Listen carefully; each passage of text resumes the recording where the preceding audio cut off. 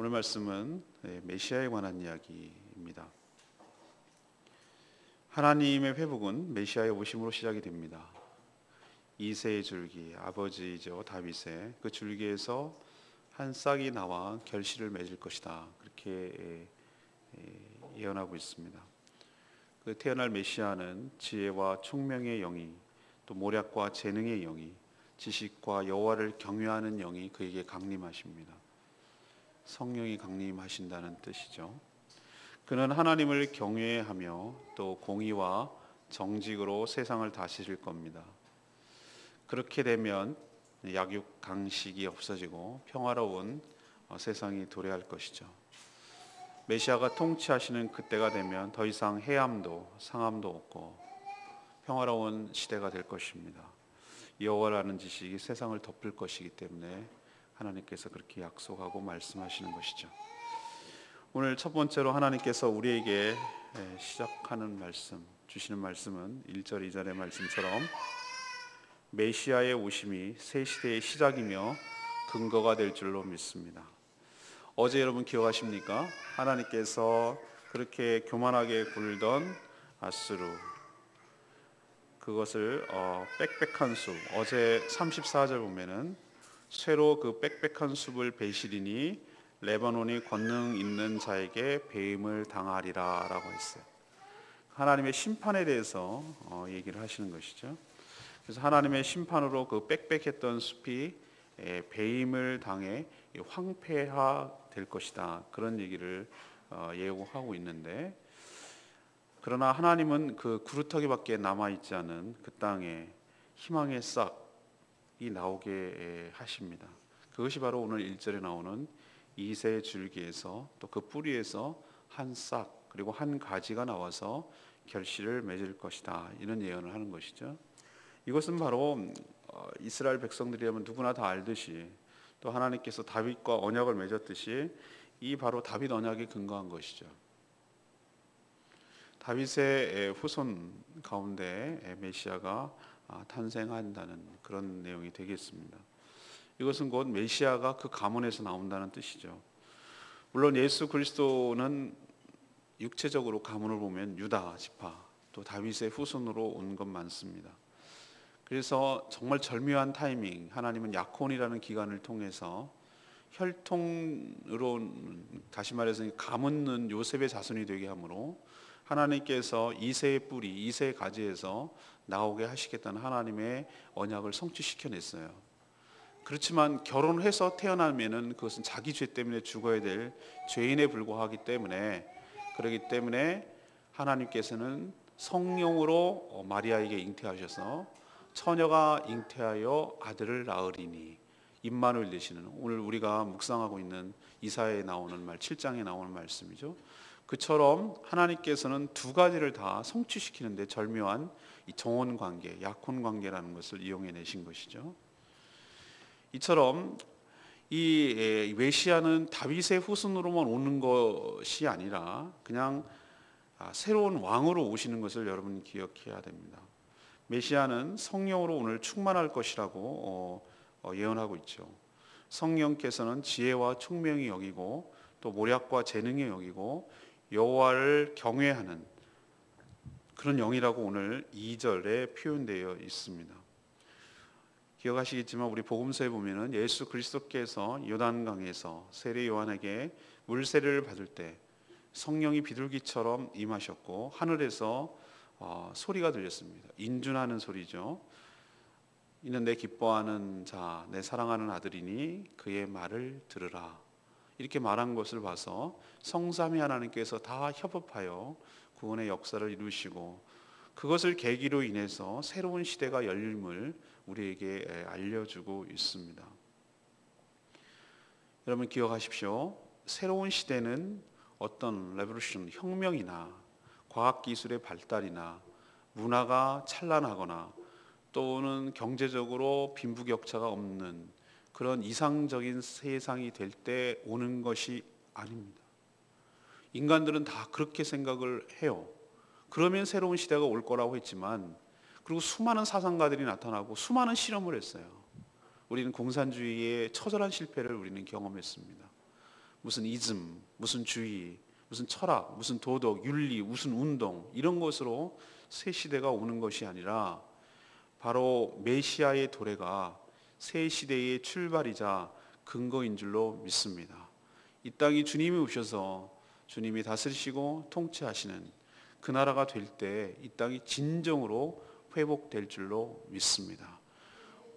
여러분은 엉뚱한 낙관론을 가져서는 안 돼요. 엉뚱한 데다가 우리의 삶의 근거를 가져서는 안 돼요. 제가 여러 번 말씀드렸습니다만 대통령 선거할 때 되면은 상당히 왜 누가 되면은 이민을 가겠느니 저 사람 되면 안 되느니, 여러분 우리나라가 그래서 망하고 우리나라가 이상해졌습니까?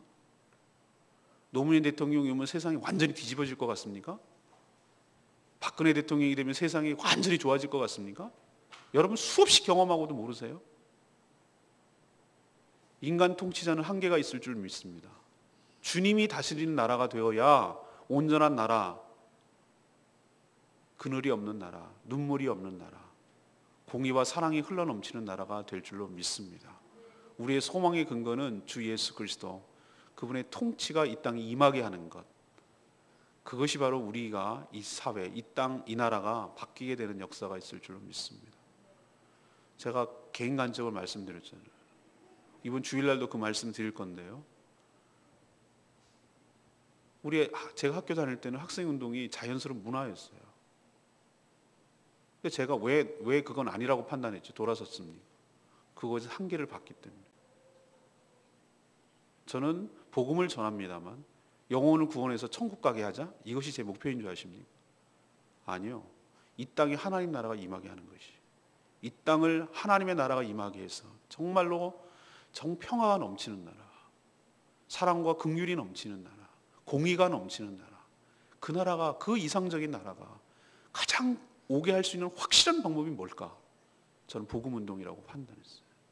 복음으로 여러분들이 안 바뀌어서 그렇지, 설익어서 그렇지, 복음을 제대로 뭔가가 몰라서 그렇지, 진정으로 복음을 경험하고 예수 그리스도에서 born again, 거듭난 자라면 하나님의 공의와 사랑을 실현하는 통로가 될 줄로 믿고, 정말로 하나님 앞에서 절하지 않은, 바알에 절하지 않은 7천이 이 땅에 있다면 이 사회가 이 정도까지 썩지는 않을 것입니다.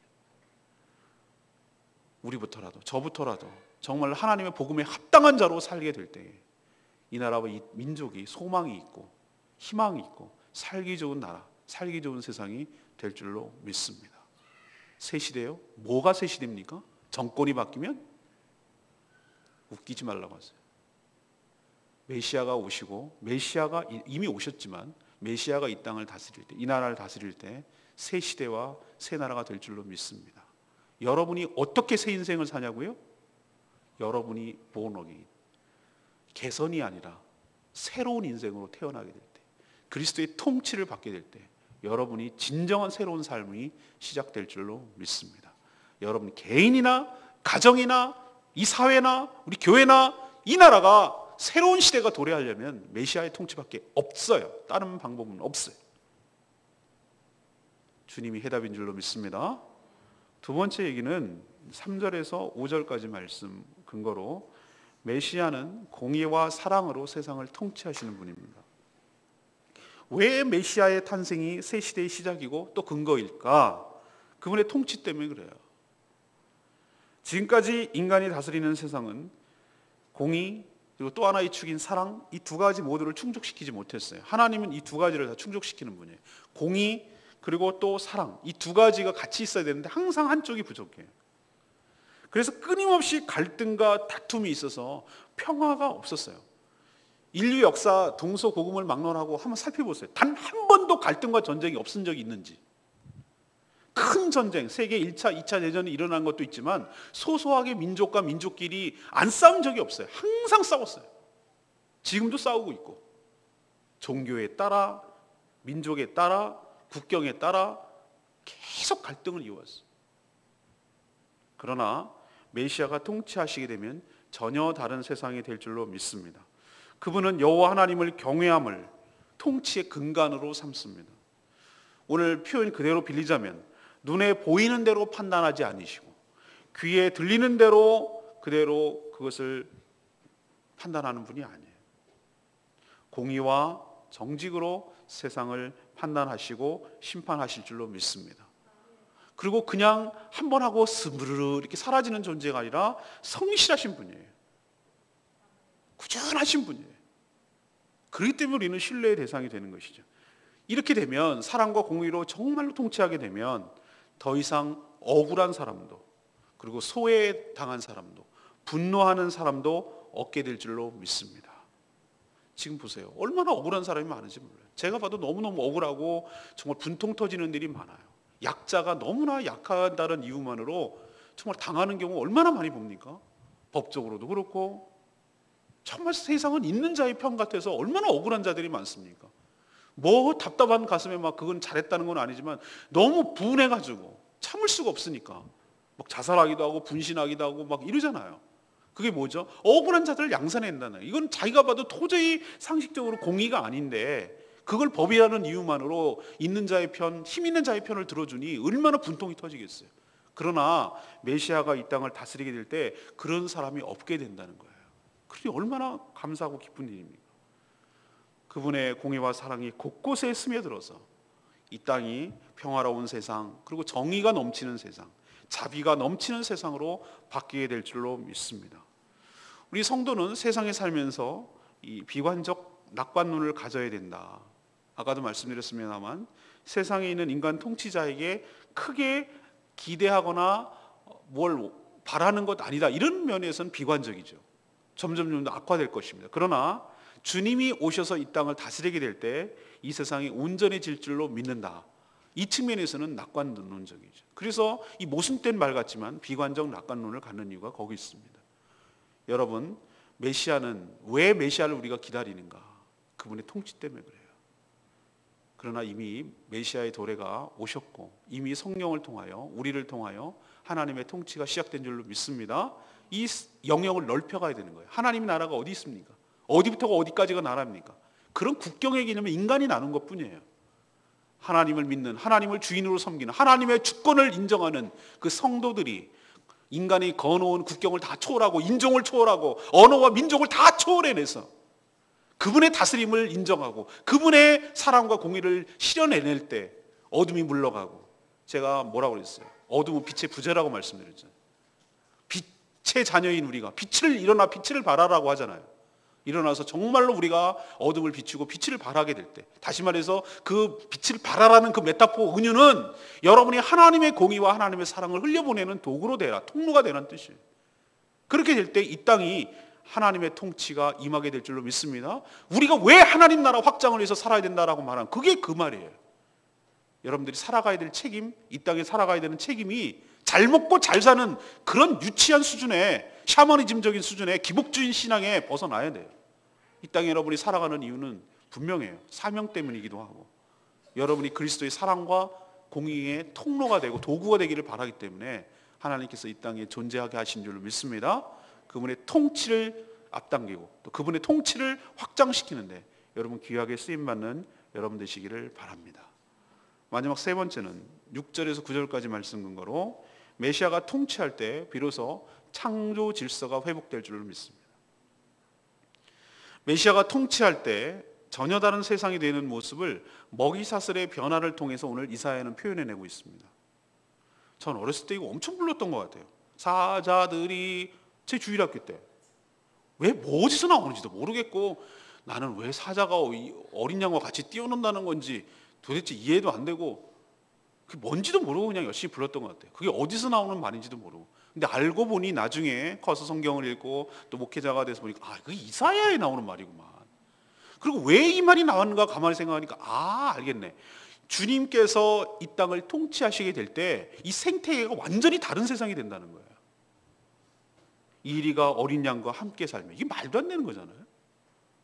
표범이 어린 염소와 함께 누우며 송아지가 어린 사자와 함께 있고 어린이에게 이게 이끌린대요, 사자가. 그리고 암소와 곰이 함께 먹는데 희한하게도 사자가 소처럼 풀을 먹어요. 식성이 바뀌었어요. 채식주의자가 됐어요. 개구라 너 뭐 먹고 사니? 뱀아. 그 여러분 아시죠? 이큰 너 같은 개구리 먹고 산다고. 뭐 그러니? 그러잖아요. 그런데 어렸을 때 기억나거든요. 그런 농담하는 거. 그런데 식성이 바뀐다는 거예요. 식성이. 어떻게 사자가 풀을 먹지? 그런데 그런 사회가 주님이 다스리는 사회가 되면 그렇게 된다는 거예요. 아이가 독사의 구멍에 넣어도 독사가 물질 않아. 장난쳐도 물질 않아. 아무런 해도 없고 아무런 상해도 없는 그런 정말 희한한 세상이 되는데, 희한할 거 없어요.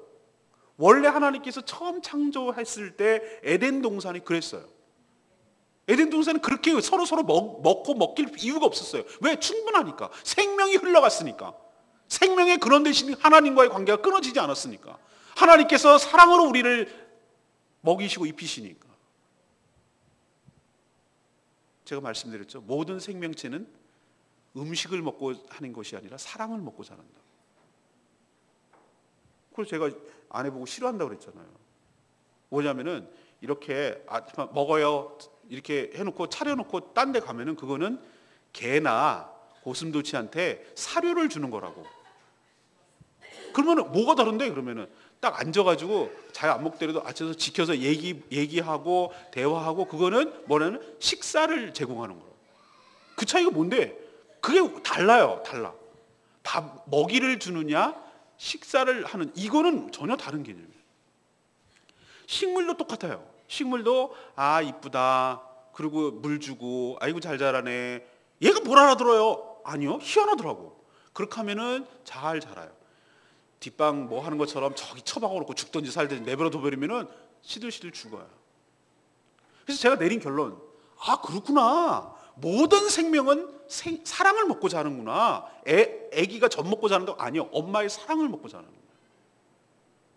근데 그 사랑은 사랑의 원천이 아니에요. 어디로부터 오는가? 하나님의 사랑의 근원인 줄로 믿습니다. 하나님은 사랑이시라. 그분로부터 모든 사랑, 곧 생명이, 사랑 가운데는 모든 것이 포함되지만 그 생명이 우리에게 흘러와서 모든 생명체들이 살아가게 되는 줄 믿습니다. 그렇게 충만하고 충분하니 잡아먹을 이유가 없지. 풀 먹어도 되지. 이슬 먹고 살아도 되죠. 그게 안 되니까, 에덴 동산에 쫓겨나니까 정글의 법칙이 이루어지는 거예요. 정글의 법칙. 센 놈이 잡아먹는 먹이사슬이 이루어지는 거예요. 하나님께서 메시아가 통치하시는 그날이 되면 원래 하나님이 계획했던 창조 질서가 회복될 줄로 믿습니다. 지금처럼 먹고 먹기는 약육 강식, 정글의 법칙이 적용되지 않고 그럴 필요도 없고, 하나님의 충분한 사랑, 충분한 생명이 우리 모든 사람에게만 임하는 게, 우리는 자꾸 우리 위주로 생각하는데 하나님은 우리 사람만 창조하신 것이 아니라 모든 피조물을 창조하신 줄로 믿습니다. 인간의 죄 때문에 어그러진 이 피조 질서에 엉망된 이 어그러진 질서가 메시아가 통치하심으로 다시 회복되고 다시 복원되고 사랑과 생명이 넘치는 생태계로, 환경으로 바뀌게 될 줄로 믿습니다. 그래서 메시아의 공의와 사랑의 통치, 또 주시는 생명을 오늘 그 양식을 뭐로 표현했냐면 물로 표현했어요. 여러분 좀 전에 불렀던 찬양, 물이 바다를 덮은 같이 여호와를 아는 지식이 세상에 충만할 것이다. 어디 하나 빠지는 데 없어요. 바다에 여기는 물, 여기는 바다, 여기는 물, 이렇게 있는 게 어디 있어요. 바다는 다 물에 덮여 있지. 하나님을 아는 지식이 충만하게 될 것이다. 어디 빈틈이 없을 것이다. 그래서 그 땅은 정말 평화로운 그런 환경이 조성될 것이다. 이것이 메시아가 이 땅에 오게 될 때, 통치하게 될 때, 그리고 그것을 최종적으로 완성하게 될 때 나타나는 놀라운 현상입니다. 이것은 처음에 하나님이 처음 출발했던 창세기에 나오는 에덴 동산과 계시록에 나오는 새하늘과 새 땅과 서로 연결되는 것이죠. 그것을 다시 회복시키려는, 무엇을 통해서? 메시아 예수 그리스도를 통해서 그것이 전적으로 회복된다는 것을 우리에게 그려내고 있고, 하나님 그 비전을 향해서 지금도 진행하고 움직여 나가고 있는 줄로 믿습니다. 저는 레마의 말씀이 역시 9절 말씀이 크게 다가왔어요. 물이 바다 덮은 같이 여호와를 아는 지식이 세상에 충만할 것임이니라. 여기서 이 지식은 어떤 인포메이션, 어떤 정보를 의미하지 않아요. 그리고 어떤 사고력, 이걸 의미하는 것 아니에요. 근데 사실 가만 알고 보면 인간이 이토록 타락하고 또 이토록 고생하는 이유는 인간의 무지 때문에 그래요. 하나님을 너무 몰라요.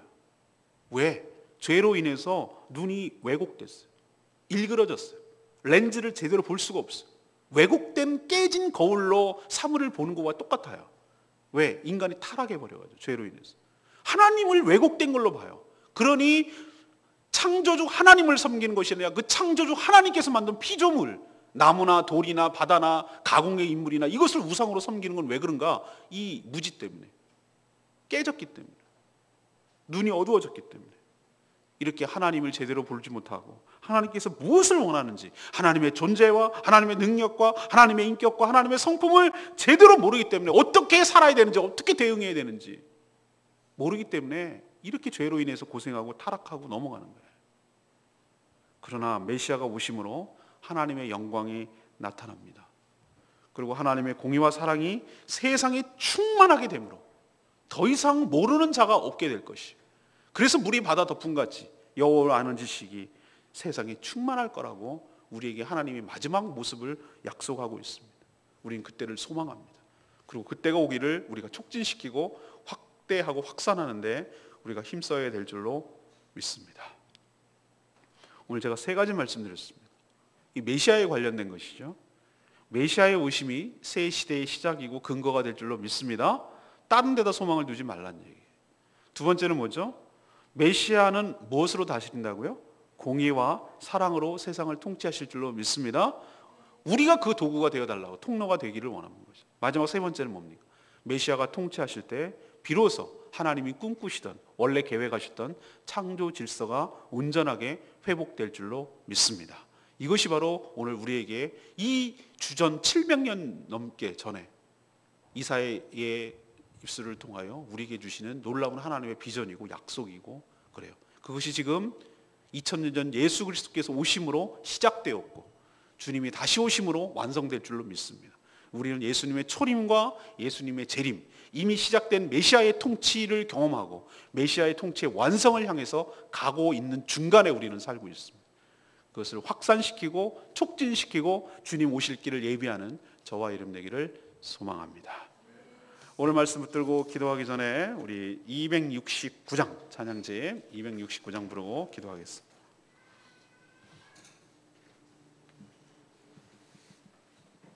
세상 모든 민족이 물이 바다 덮음같이, 물이 바다 덮음같이, 물이 바다 덮음같이 여호와의 영광을 인정하는 세상이, 온 세상이 가득하게 되리라. 아멘입니까? 예.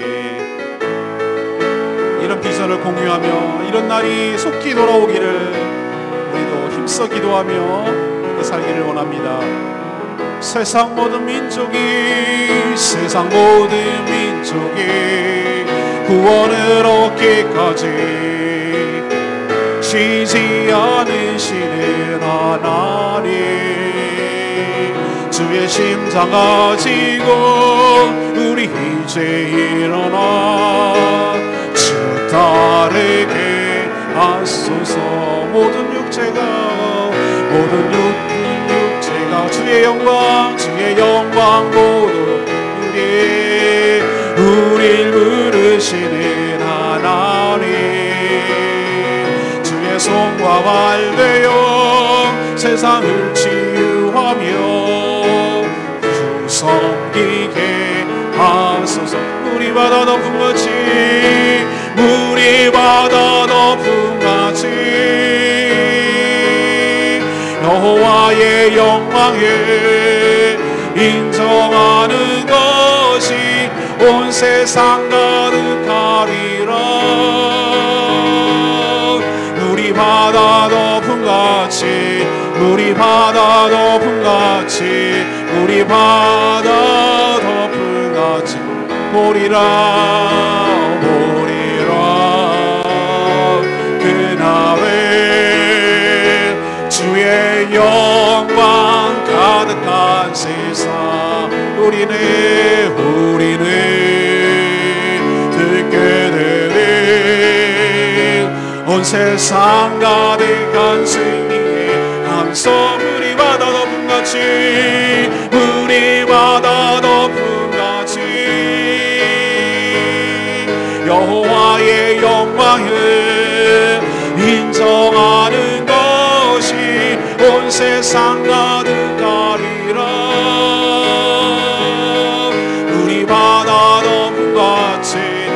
물이 바다 덮음같이 물이 바다 덮음같이 물이 바다 덮음같이 물이 바다 덮음같이 여호와의 영광을 인정하는 것이 온 세상 가득하리라. 물이 바다 덮음같이 물이 바다 덮음같이 물이 바다 덮음같이. 여러분, 이 세상을 꿈꾸십니까? 이 날이 올 줄로 믿으십니까? 물이 바다를 덮음같이 여호와를 인정하는 것이 온 세상에 충만하리라. 주님의 메시아의 통치, 주님이 공의와 사랑으로 통치하시는 그날이 우리는 올 것을 확실하게 믿고 있습니다. 그 나라를 촉진하며 그 나라가 이 땅에 실현되도록 우리가 힘쓰고 주의 통로가 되어야 될 줄로 믿습니다. 주님, 저희를 사용하여 주시옵소서. 이런 나라가 속히 올 수 있도록 저희를 사용하여 주시옵소서. 그리고 이 나라가 그 나라가 될 수 있도록 축복하여 주시옵소서. 다 같이 주여 외치며 나가며 기도합니다. 주의 아버지, 주의 아버지, 물이 바다 덮음같이 여호와의 영광을 인정하는 것이 온 세상 가득하리라. 물이 바다 덮음같이 물이 바다 덮음같이 물이 바다 덮음같이 오리라. 그날에 주의 영광 가득한 세상 우리를 얻게 되리. 온 세상 가득한 승리의 함성 물이 바다 덮음같이 여호와의 영광을 인정하는 것이 온 세상 가득하리라. 물이 바다 덮음같이 물이 바다 덮음같이 물이 바다 덮음같이.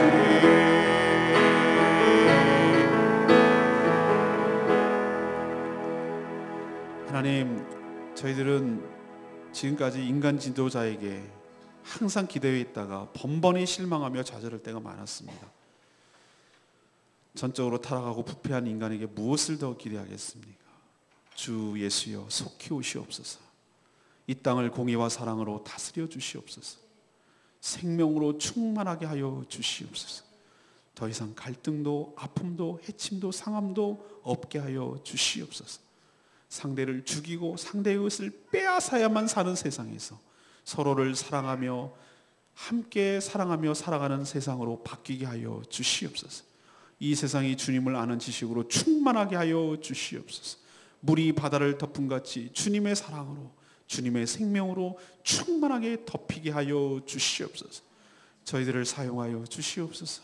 하나님, 저희들이 하나님의 사랑과 하나님의 공의를 흘려보내는 통로가 되게 하여 주시옵소서. 저희로 인해서 하나님 나라가 확장되게 하여 주시고 주님의 통치가 이 땅에 실현되게 하여 주시옵소서. 주님, 그날을 꿈꾸며 기다립니다. 소망합니다. 주님 오셔서 완성시켜 주시옵소서. 그날에 살기를 원합니다.